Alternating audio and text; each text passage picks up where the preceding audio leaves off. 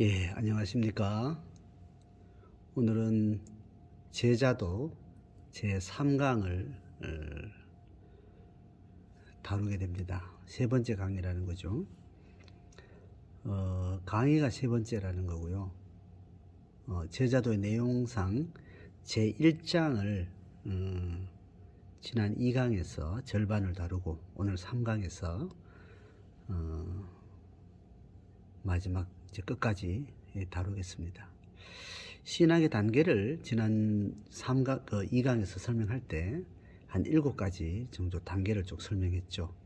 구도자, 확신자, 거듭남, 주되심, 소명, 청지기, 제자, 교회, 하나님 나라, 이렇게 해서 쭉 신앙의 단계를 소개하고 있는데, 신앙의 단계 1에서는 구도자에서부터 소명까지 다루게 되는 거죠. 그래서 지난주 교재 2페이지에 보면 하나님 주체, 사람 주체로 크게 두 부분으로 나눠지는 흐름 속에 오늘이 아니고 지난주 신앙의 단계 1에서는 하나님 주체에서 구도자, 확신자, 거듭남, 주되심, 그리고 소명까지 이제 다루는 거죠. 자, 오늘은 이제 지난주에 이어서 이제 분복과 자족의 부분을 이야기를 합니다. 그래서 지난주 부분을 약간 소개하면, 이제 구도자가 된다 그랬죠. 구도자는 하나님 앞에 신앙의 마음을 가지고 길을 찾는 자다 해서 이제 구도자가 되면 신앙에 이제 탐색을 하게 되죠. 교회 생활도 해보게 되고 또 신에 대해서 관심을 가지고 예배 생활도 해보고 이제 하는 중에 이제 어느 시점에 이르면 기독교 신앙에 있어서 어떤 확신의 단계에 들어요. 그 확신의 단계는 하나님이 살아계시고 그 하나님이 나를 향한 특별한 사랑으로 예수 그리스도의 십자가의 대속이라는 원리를 가지고 나를 죄 용서하시고 나를 부르셔서 하나님의 자녀를 삼으시려는 그 목적으로 예수께서 오셨다는 것. 그 사실을 정말 나를 향한 하나님의 사랑으로 깨닫고 그 하나님의 마음으로 만나게 되는, 이제 이 부분을 이제 확신자다 이렇게 이제 표현하는 거죠. 그래서 그 하나님을 발견하는 겁니다. 그래서 구도의 길에서 신을 이제 나를 향한 신으로 이제 정말 인격적으로 만나게 되면 그때 하나님을 발견하게 되는 거죠. 그러면서 동시에 세계관의 변화가 일어나는데, 하나님을 만나면 바로 내가 하나님 앞에 사랑받은 사람이다라는 자기 존재에 대한 깨달음이 이렇게 생겨요. 그러니까 하나님을 만나고 나서 그 다음에 누굴 보는가 하면 내 자신을 보게 돼요. 그래서 하나님이 나를 향해서 어떠한 마음으로 어떻게 사랑하시고 어떻게 지으셨고, 이제 그래서 하나님을 만나게 되면 내 자신이 바뀐 것을 보게 되어서 거기서 변화된 나를 거듭났다라고 표현하는 겁니다. 중생과 거듭남은 하나님 만난 내가 완전히 달라진 자기 자신으로 이제 존재인식의 변화가 일어나는 겁니다. 그걸 가지고 정체성이 바뀌었다 이렇게 표현하죠.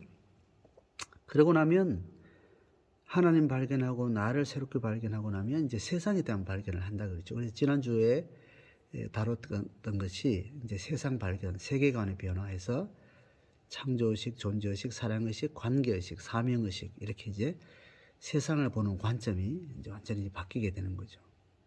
자, 그렇게 해서 오늘 이제 두 번째 단락의 분복과 자족이라는 것을 다룹니다.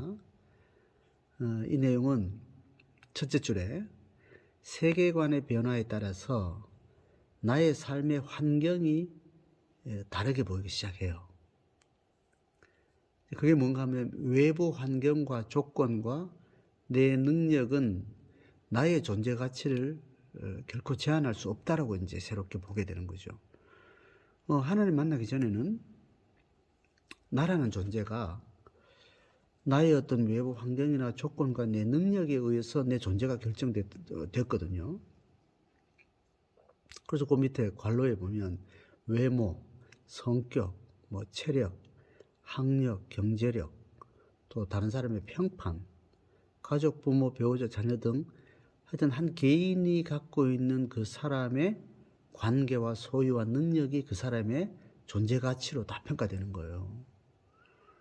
이제 그렇게 세상은 누가 잘났냐, 누가 못났냐, 능력을 가졌냐, 못 가졌냐, 이걸로 행불행이 결정되는 아주 중요한 이제 계기가 되거든요.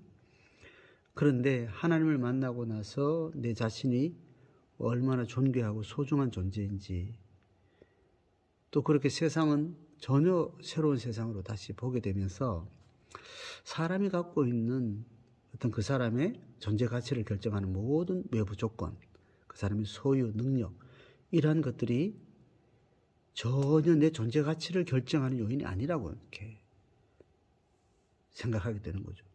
내 존재 가치를 결정하는 것은 나를 지으신 하나님이라는 거예요. 신의 존재가 곧 내 존재에 너무나 중요한, 내 존재에 소중한 자기 존재, 자기 정체성을 결정하게 되는 것으로 이제 인식을 하게 되면서 이런 모든 인간이 가지고 있는 조건적 차별성, 이것은 행불행의 조건도 아니고 내 정체성도 아니다는 겁니다. 그래서 모든 개인의 조건적 차별성은 하나님이 각각 그 개인에게 합당하게, 적절하게 그 사람한테 맞게 주신 분복이라고 이해하는 거예요. 분복은 뭐냐면 이렇게 나눌 분자 복복자죠. 각각 개인마다 자기 자기 능력, 자기 조건들이 각각 개인에 따라 하나님께서 적절하게 그냥 차별적으로 줬다는 거예요. 그러니까 이걸 무대 위에서 연극 배우가 어떤 자기 역할을 수행하는 것처럼 그냥 자기 역할일 뿐이라는 거죠. 그래서 다른 사람과 비교해서 그 비교적 내가 얼마나 잘났고 못났고 능력이 있고 없고 성공과 실패 이런 것들은 내 행불행의 조건도 아니고 내 존재 가치도 아니라는 겁니다. 그래서 정말 내가 하나님을 만나고 나면 어떤 경험을 하는가 하면 하나님을 만난 그 만남 자체로 내게 엄청난 충만한 만족을 경험하게 됩니다. 신경험이라는 것 자체가 그런 거죠. 그래서 하나님 한 분만으로 만족합니다라는 그 경험을 고백하게 돼요. 그리고 인간이 가지고 있는 모든 분복에 대해서 그냥 있는 그대로 그냥 하나님이 주셨다라고 인정하고 받아들이는 거예요. 그래서 하나님을 향해서는 절대 만족, 충만을 경험하고요. 그리고 인간이 가지고 있는 눈에 보이는 어떤 자기 소유와 능력을 그냥 그 있는 모습 그대로 그냥 자기 만족의 적당량으로 받아들여요. 그래서 이것을 자족이라고. 스스로 자자 만족할 족자죠. 스스로 만족한 거예요. 바깥에 있는 조건이 나의 만족의 어떤 계기가 아니라는 겁니다. 그러니까 그냥 내가 있는 그대로, 가지고 있는 능력 그대로, 다른 사람의 평판 그대로, 그거하고 상관없이 나는 그냥 하나님 그분 때문에 너무너무 만족한 삶을, 자기 존재 가치를 경험하게 되고 또 그렇게 느껴져요. 그래서 신앙은 철저하게 주관적인 거예요. 인간이 보는 모든 눈에 보이는 어떤 것을 조건으로 봤을 때 신앙은 주관적입니다. 그래서 정신승리예요. 신경험은 그런 거예요. 그가 영적인 존재로서 신을 만나는, 신을 교감하는 그 절대 경험이 모든 억압으로부터, 모든 제한적인 삶의 조건으로부터 자유를 경험하고 해방을 경험하는 거죠. 그래서 삶에 있어서 하나님이 주신 분복이라고 이야기하고 그 분복 안에서 스스로 만족하는 자족을 경험하게 됩니다. 그걸 종교와 신앙의 언어로는 하나님 한 분만으로 만족합니다. 이제 이 고백이 가능하게 된 거죠. 자, 그렇게 해서 이제 다음 단계로 넘어가는데 주대심이라고 하는 겁니다. 주대심. 영어로 로드십이라고 하는데 그 밑에 읽어보면 나의 존재가 새로워지고 나의 분복 안에서 자족하게 하는 삶은 이제 내 인생의 주인이 내가 아니고 예수님이다, 주님이다 라고 고백을 하게 되는 거예요. 왜냐하면 내 인생에 내가 주인 되어야 되는 이유는 내 만족을 내가 결정하고 내 만족을 찾아서 내가 달려가야 되기 때문에 그랬다는 거예요. 근데 더 이상 부족함이 없는데, 더 이상 내게는 바랄 것이 없는데, 그렇게 해서 내 인생을 만족해 하신 그 주님이 끝까지 내 인생을 주도하시고 이끌어 가신다. 그럴 때 지금 이 만족이 끝까지 간다. 이제 그런 고백이 되면서 나로 하여금 이런 자족과 절대 만족의 모든 필요를 채우신 주님이 내 인생의 주인 되시다는 것을 이제 인정하게 되는 거죠. 그래서 자신이 주인 된 삶에서 예수님이 주인 된 삶을 이제 인정하게 돼요. 그래서 구체적 삶의 자리에서 어떤 일이 생기는가 하면 권리 포기 현상을 갖게 됩니다. 이 권리 포기는 뭐냐 하면 당연히 내 인생의 어떤 중요한 결정권은 내한테 있는데 내가 결정하지 않으려고 하는 거죠. 내가 결정하지 않아도 되는 거예요. 누구한테 맡길 때요? 주님께 맡길 때. 주님의 뜻이라면 내가 결정할 수 있는 모든 결정권을 하나님의 뜻에 맞춰서 내가 내 삶의 결정을 해나가겠다는 겁니다. 이 사태를 우리는 권리 포기다 이라고 이야기합니다. 자기의 어떤 취향, 자기의 중요한 결정, 아주 중요한 어떤 인생의 고비고비마다 정말 누구 간섭할 수 없고 누구도 할 수 없는 내만의 결정해야 되는 그 권리가 있는데 그 권리를 포기하는 거예요. 어디에게?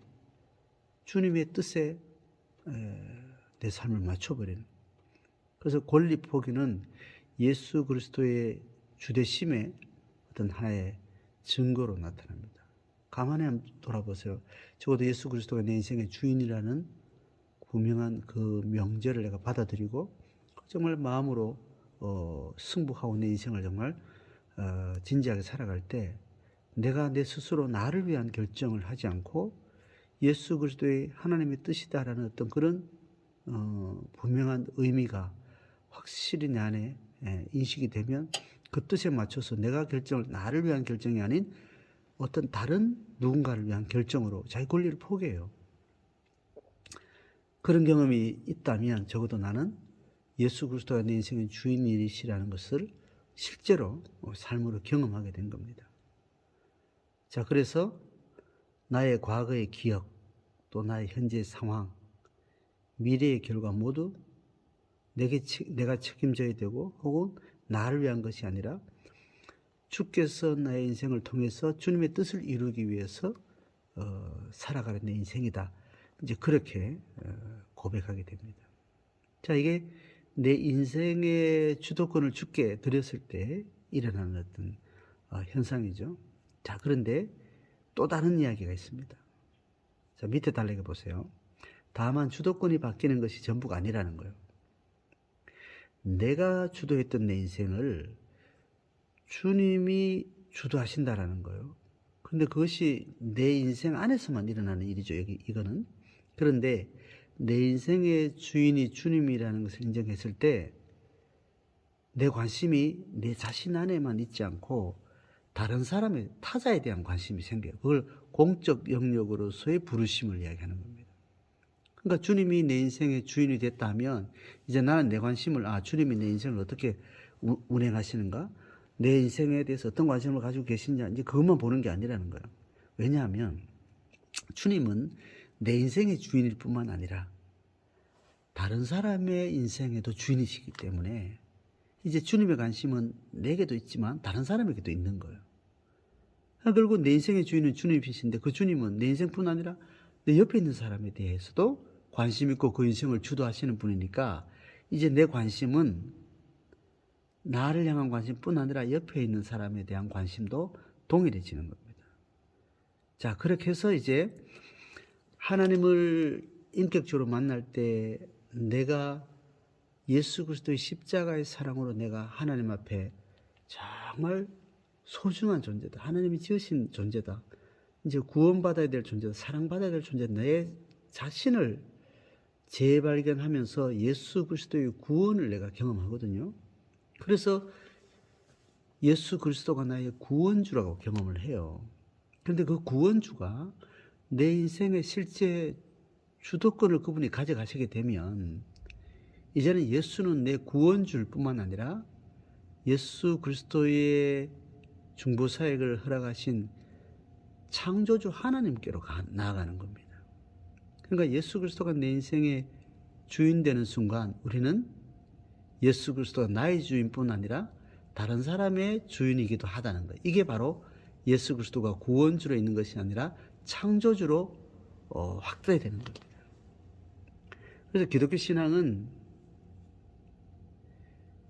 구원주이신 예수를 고백하고 만나게 되면 결국은 창조주 하나님을 만나게 된다는 거예요. 그러니까 예수는 내 개인을 구원하러 왔지만 나를 구원하고 난 다음에는 예수께서 또 다른 사람을 구원하시던 그들의 구원까지도 다 우리 인생의 어떤 세계관의 변화로 인해서 결국은 창조주 하나님, 나를 지으실 뿐만 아니라 내 옆에 있는 사람도 짓고 모든 인류를 하나님이 지으신 창조주 하나님의 관점으로 내가 모든 사람을 나와 동일하게 보는 겁니다. 그래서 내 자신을 중심으로 세상을 보던 것이 나를 지으신 하나님 중심으로 세상을 보는 거예요. 나를 지으신 하나님의 관점으로 세상을 본다는 것은 피조물 모든 영혼들에 대해서 내 몸과 같이 보는 거예요. 한 몸으로 보는 거예요. 자, 그래서 예수 그리스도의 구원주 되심은 하나님 아버지의 창조주 되심으로 확장되어 가는 겁니다.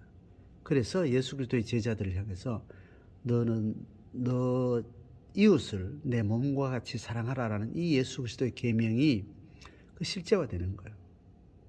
그래서 예수께서 우리를 구원하시고 난 다음에 우리에게 주시는 명령이 뭐냐면 이제는 너의 이웃을 너의 몸과 같이 사랑하라는 말은 이제 예수님은 구원주가 아닌 창조주의 입장에서 우리에게 말씀하는 거예요. 그래서 예수께서 제자들에게 주시는 그 계명은 예수 그리스도의 통치주로서 하시는 계명이에요. 그럼 예수 그리스도께서 구원주로 우리에게 하시는 말씀은 내가 너를 용서하였다. 내가 너를 사랑하노라. 이 명제입니다. 그래서 용서하시고 날 사랑하신 예수님을 만나고 나면 예수님은 다시 구원주에서 통치주로 올라가요. 통치주는 승천하신 이후의 예수 그리스도의 모습이거든요. 그래서 하나님 창조주 하나님의 보좌 우편에 앉으신 예수 그리스도는 곧 창조주 하나님의 통치를 직접 관할하시는 그 자리에 계신 겁니다. 그래서 로드십은 결국은 구원주이신 예수님을 고백하던 단계에서 창조주 하나님을 만난 단계로 우리의 세계관이 바뀐다는 걸 이야기합니다. 그래서 구원주 경험이 개인적인 새 피조물 회복이라면, 그죠? 내 개인의 새로운 피조물됨을 회복한 것이라면, 창조주 경험은 하나님이 지으신 모든 창조 세계를 하나님이 다스리고 사랑하시고 섭리하신 그 관점에 선다는 거예요. 자, 그래서 이제 내 중심으로 세상을 보던 것을 창조주의 시각으로 세상을 이해하게 되는, 이게 로드십의 주대심의 궁극적인 목적이에요. 자, 그래서 우리는 한 소시민으로 살아가던 자기중심적인 삶에서 타자를 위한, 다른 사람을 위한 삶을 살게 되는, 이게 단순한 윤리도덕적으로 조금 더 다른 사람을 사랑해주고 조금 배려해주고 이런 수준은 아니에요. 관점 자체가 우리가 창조주의 관점으로 이제 세상을 바라보는 거예요. 그러니까 내 자신을 이해하는 자기애가 해체되는 거예요. 모든 사람을 동일한 하나님의 마음으로 사랑하게 되는 그 세계관적 전환이 일어나는 겁니다. 자, 그래서 마지막 줄 보면 과거와 현재, 미래 이 사회, 또 이 세계, 또 인류 공동체의 모든 피조물 전체를 하나님이 다스리고 섭리하시는 거죠. 그 통치주 하나님, 예수 그리스도의 그 왕되심의 그 백성됨, 그러니까 전 세계 시민이죠. 지구촌 전체를 한 세계로, 한 나라로, 한 국가로 다스리는 예수 그리스도의 통치령의 시민이 되는 겁니다. 그래서 여기서 이제 우리는 세계 시민이라는 이제 말을 하게 돼요. 그러니까 지금 죄 많은 인간의 문명은 수많은 나라와 민족과 여러 형태의 정치 집단으로 다 나눠져 있지만 실제로 하나님의 통치는, 예수 그리스도의 통치는 지구촌 전체에 피조물들을 한 하나님의 백성으로 통치하신다는 겁니다. 그래서 서구의 서양의 인문학에서 모든 인간, 민족, 언어, 혈통, 국가, 이 모든 것을 통틀어서 인간이라는 존재는 그 생명 자체로 누구나 존귀한 인권을 가진다라는 이런 이제 사상이 적어도 기독교 신학의 어떤 전제 위에서 서구 문명에서 일찍이 이 세계 시민의식이라는 이제 이런 인간의 절대 권리, 인간의 생명의 어떤 존중한 가치, 이런 것들에 대한 이제 선언이 일찍부터 이제 만들어지게 된 거죠. 자, 그래서 예수 그리스도를 주로 고백하고 나면 전 지구촌 전체의 모든 인류를 한 동일한 시민으로 우리는 의식하게 됩니다. 그래서 경계가 허물어지고, 국가 간의 경계가 허물어지고, 민족의 경계가 허물어지고, 혈통의 혹은 언어권의, 문화권의 모든 장벽들을 다 허물고 우리는 한 하나님의 백성이라는 의식을 갖게 됩니다. 자, 이것이 예수 그리스도가 우리의 주인 되셨다 했을 때 일어나는 어떤 세상을 보는 변화된 모습입니다. 자, 여기까지가 하나님과 맺어진 관계에서 보여진 세상을 보는 관점, 이제 입장이 달라지죠. 그 다음에 단계가 뭐냐면 이제 마지막 소명이라는 겁니다. 밑에 읽어보면 로드십, 즉 주되심을 고백하는 것은 주님을 따르는 것이지만 우리가 주님을 따르는 거죠. 우리가 예수 그리스도를 주로 고백할 때. 그런데 주님 편에서 보면 주께서 나를 부르신 거예요. 그래서 주되심의 고백은 곧 소명받은 자신을 인식하게 되는 거죠. 내가 소명을 받았다라고 내가 인식하는 겁니다. 그래서 예수님의 주권을 받아들이고 주님을 따르는 것은 주님의 편에서는 부르셨다고 고백합니다. 그래서 이제 자신을 부르신 주님의 소명을 받아들이면 이제 내 삶의 실제 속에서 나는 소명받은 사람으로서 내 삶을 인정하게 되는 거죠. 그래서 우리는 그냥 예수가 내 인생의 주도권을 가지고 주인이다라는 고백이 있기 전에는 내가 내 인생을 끌어안고 있지만, 어느 누구도 대신할 수 없는 내 인생을 내가 책임지고 있지만, 이것 때문에 고민하고 있지만, 내가 어떤 방향으로 살아야 될지, 내 살아가는 목적이 뭔지, 이유가 뭔지 이건 몰라요. 그래서 그 삶을 수동적으로 살아가는 겁니다. 앞이 안 보이고 뭘 위해서 살아야 될지, 어떤 의미로 내가 지금 살아야 될 이유가 있는지, 이런 게 참 막연하다가 이제 예수께서 나를 부르셨다, 주님이 나를 부르셨다, 내가 부름받은 삶이라 하면 그 주님에 의해서 내 삶에는 이유가 있고 목적이 있고 의미가 있고 어떤 삶의 방향이 있는 겁니다. 그래서 주님의 선한 목적을 위해서 내가 부름받은 사람이라는 것을, 내 인생을 그렇게 이해를 이제 하게 되는 겁니다. 그래서 나는 부름받았다는 것은 이제 모든 사람이 동일한데, 그러면 부름받았다는 걸 어떻게 구체화되는가 하면 나만이 가진 은사가 있다는 거예요. 그래서 소명은 곧바로 은사가 무엇인가라는 거, 소명과 은사, 소명의식이 내 안에 확인되면 그 다음에 나만의 소명은 뭔가라는 게 이제 그게 은사라고 이야기해요. 하나님이 주셨다는 의미도 있지만 그것이 다른 사람하고 다른 나만의 것이라는 것이 있어요. 그래서 우리가 왜 삶에서 좌절이 있는가 하면 자꾸 다른 사람하고 비교하거든요. 다른 사람을 비교해서 내가 부족하고 경쟁에서 떨어지고 능력이 없고 누구보다 못하고, 이것이 우리로 하여금 삶에 계속 좌절을 주는 거예요. 근데 지금 소명으로 내 인생을 이해하면 너만이 가진 것이 있다는 겁니다. 너만이 가진 거는 다른 사람보다 적게 가진 거예요. 그게 너만 가진 거예요. 내게만 주신 어떤 분량이 있다는 거예요. 많은 인생의 조건 중에 그 조건이 여러 가지 조합은 정말 내만 가지고 있는 거예요. 그것을 내가 하나님이 주신 것으로 받아들이고 그 안에서 내가 자족하고 만족하면서 주께서 내게 이 역할, 이런 독특한 어떤 조건 속에서 주어진 이 삶에서 주를 위한 삶을 집중하게 되는 겁니다. 소명받은 사람은 다른 사람하고 비교가 필요 없는 겁니다. 그리고 내한테 맞는 옷이 뭔지를 늘 생각하는 겁니다. 그래서 내한테 맞지 않는 옷에 대해서 그냥 자꾸 탐하고 아쉬워하고 그걸 이루기 위해서 애쓰고 이러질 않는 거예요. 어떤 내게 주어진 어떤 삶의 분량을 가지고 자꾸 양을 가지고 따지질 않는 거죠. 주어진 조건, 주어진 형편 안에서 하나님이 내게 주셨다는 것을 알고 그것을 감사하는 마음으로 내 삶을 성실하게 살아가는 거죠.